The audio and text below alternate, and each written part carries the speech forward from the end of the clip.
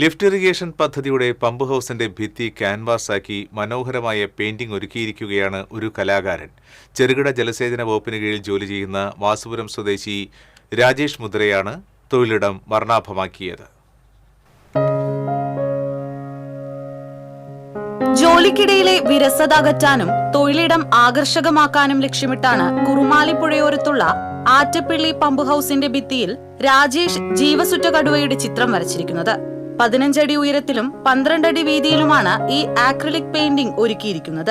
Attappilly irrigation പദ്ധതിയുടെ pump ഓപ്പറേറ്ററാണ് 49-കാരനായ Rajesh.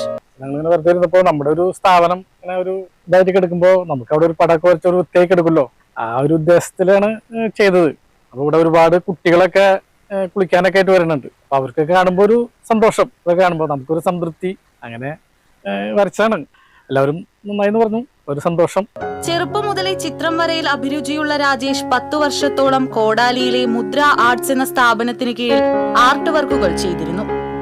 അക്കാദമിക തലത്തിൽ ചിത്രരചനയിൽ പരിശീലനം നേടിയിട്ടില്ലെങ്കിലും പെയിന്റിംഗിൽ അസാധാരണ വൈഭവമാണ് ഈ യുവാവിനുള്ളത്. 13 വർഷം മുൻപ് ചെറുകിട ഇറിഗേഷൻ വകുപ്പിൽ ജോലി ലഭിച്ചപ്പോൾ താഴെ വെച്ച ബ്രഷും ചായക്കൂട്ടും 2 വർഷം മുൻപാണ് വീണ്ടും കയ്യിലെടുത്തത്. പമ്പ് ഹൗസിലെ ചിത്രം സമൂഹ മാധ്യമങ്ങളിൽ പ്രചരിച്ചതോടെ നിരവധി പേർ ഇവിടേക്ക് എത്തുന്നുണ്ട്.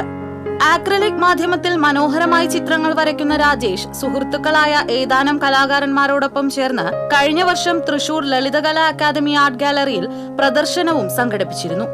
രാജേഷ് വരച്ച മന്ത്രി റോഷി അഗസ്റ്റിന്റെ ഛായാചിത്രം ഏതാനും മാസം മുൻപ് വനന്തരപ്പിള്ളിയിൽ മന്ത്രി പങ്കെടുത്ത ചടങ്ങിൽ കൈമാറിയിരുന്നു.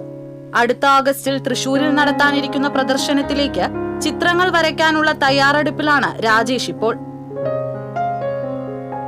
TCV news, Kodakara.